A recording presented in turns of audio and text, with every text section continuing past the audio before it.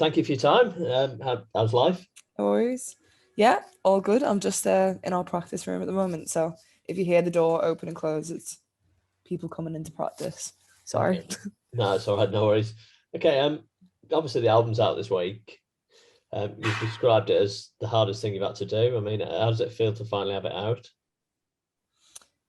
Um, it's weird. Me and Paul were talking about this before, and we were sort of saying like because we've had it for so long, recorded, and we know what was gonna be on it, and even everything down to the artwork.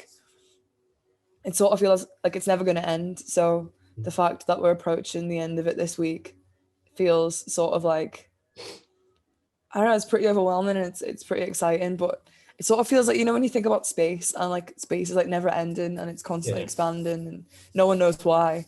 It's sort of like that, but instead now I know it's going to end. So it's sort of like I don't know, it's sort of like the end of the world in a weird way. But no, I'm pretty excited for it to be out and I'm just sort of glad to move on to the next record. Okay. I mean, you just getting on to what you said about it being the hardest thing. What did you kind of mean by that?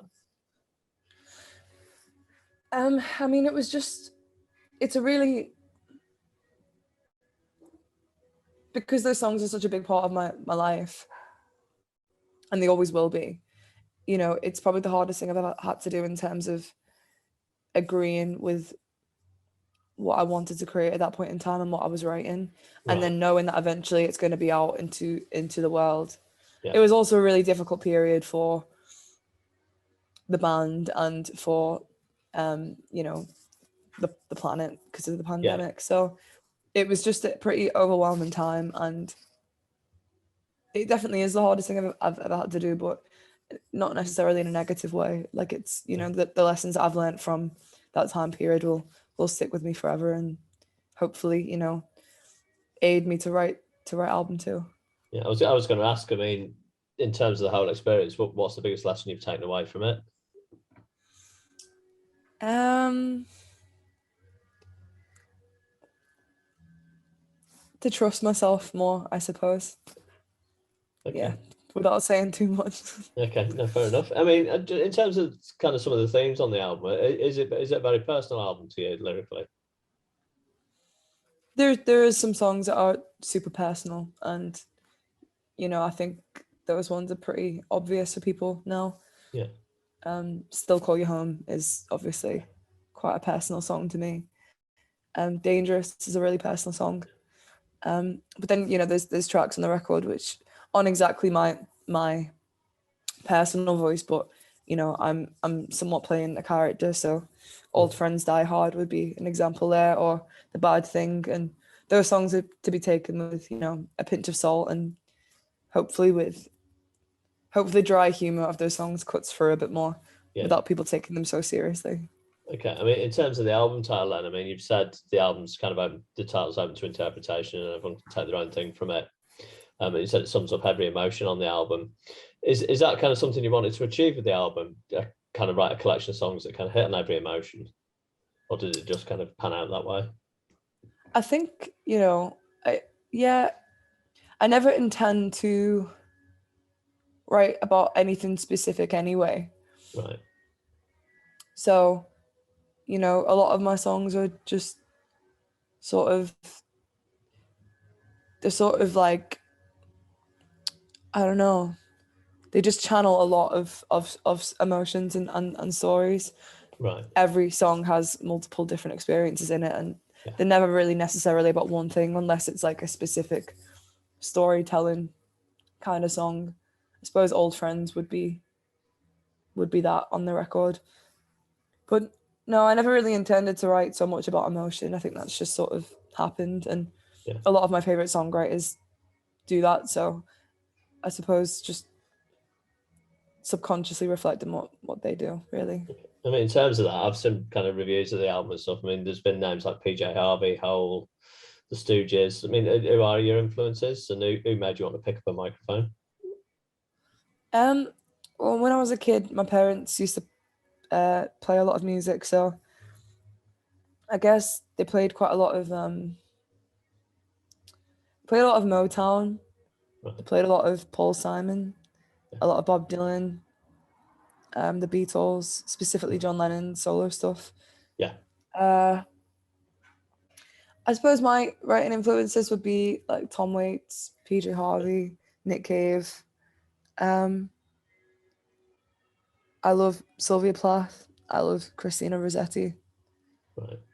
I have lots of different inspiration as a writer, and lots of different types of music, I suppose, inspire the band. Okay. In terms of the album, then you've talked about the second album already. What's your thoughts on that going forward? Have you kind of, what stage are you at with that? Is the material written from this album that you're going to use on that, or? I started writing the second album when we were finishing the first album in the studio. So on my breaks in the studio in album one, I would go and jump on the piano and I think I wrote like 2 songs that I like completed and which will potentially be used for album 2. And then I've just been writing for album 2 during this campaign, really, to try and keep myself from going insane. Okay, I mean, just going back to the last 2 years, and like you said, you talked about it was a tough time for everybody. A lot of bands have used it as kind of a breather to sit down and evaluate what they've done, look at the sound, explore different things. You've kind of gone the opposite way, and you've thrown yourself into 3 weeks of intense writing and recording. I mean, what was you recorded the album live as well, I believe. What was the kind of thinking behind doing that? Yeah, we recorded the album live, and it was over 3 weeks. It was like 3 weeks separated over 2 years, though. So the first week was in July, I think, and then the second week was in November. They were both 2020. Right. And then the third week was March 2021. So they were quite far apart recording sessions. A lot of the first few sessions, like all the stuff had sort of been written for that, and a lot of the songs some of the songs on the record had been written when I was like 16. So it was sort of just trying to work out what was going to be on the record at that point, and you know, In My Head was one of the first songs to come out, and it was one of the last songs to be written for the album. Right. So I think I showed the lads In My Head like 2 weeks before we were meant to be in the studio. Right. Okay. So it was sort of like that. I mean, I had a lot of time to write because I was writing as the album was recorded, but also pulling a lot of, old songs out of the woodwork and bringing them back to life and stuff. What was it like digging back on those old songs? So, yeah, I mean, it wasn't intense, like, right. It was pretty good, to be honest, because when I wrote them, I knew that they were sort of a bit further ahead than what I should have released at that point. It was sort of when, the band was at a level of like Take Control and songs like that, which I don't like. Right.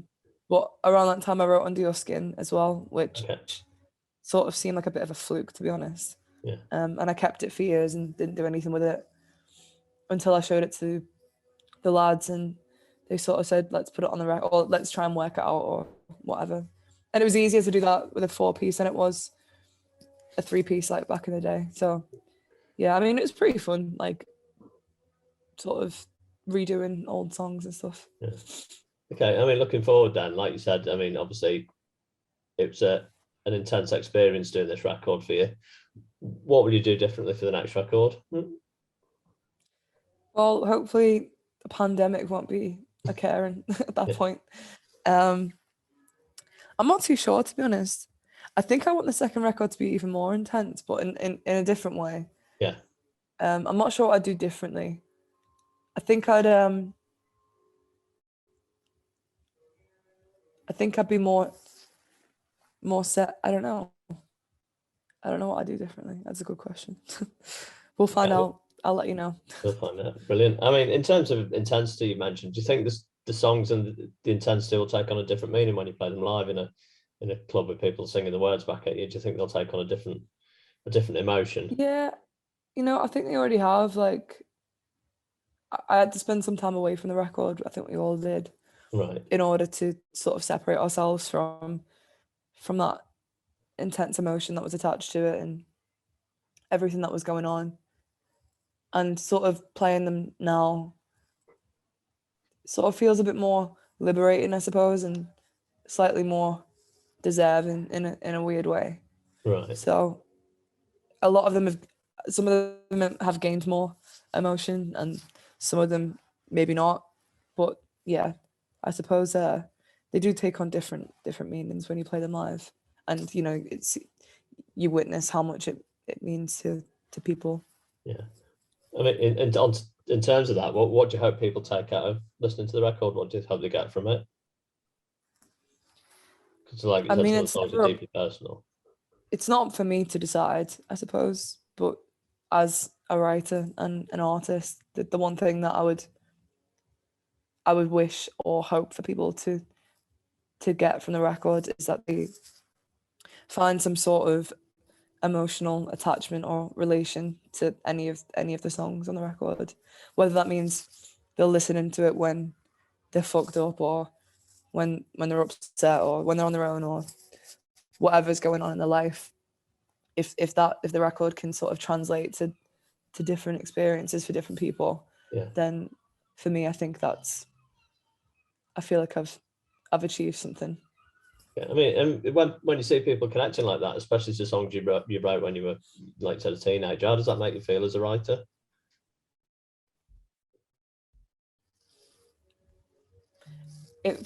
It makes me feel like I understood my emotions more than I thought when I was 16. Okay, brilliant. Okay, just to finish then, I mean, you've got the tour coming up, and then I believe there's a US tour lined up for this year. What about the rest of the year? I mean, what's kind of, how does the rest of the year pan out for you guys? I think we've got some festivals in the summer. Right. I think we're going back to America in October, I think. So I think we're just gigging for the rest of the year. Hopefully start recording an album too. Yeah, that's pretty much it really.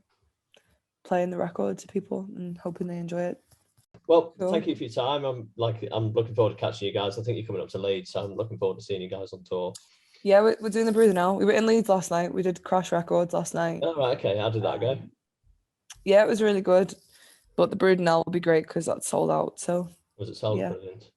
Perfect. Yeah, Well, good luck with the album. cool. If it's just Well, anything you want to say, thank you just to so wrap it up. much. Thank you so much for having me. Have a great No evening. problem. I'll speak to you Bye, soon. great. Bye. Bye.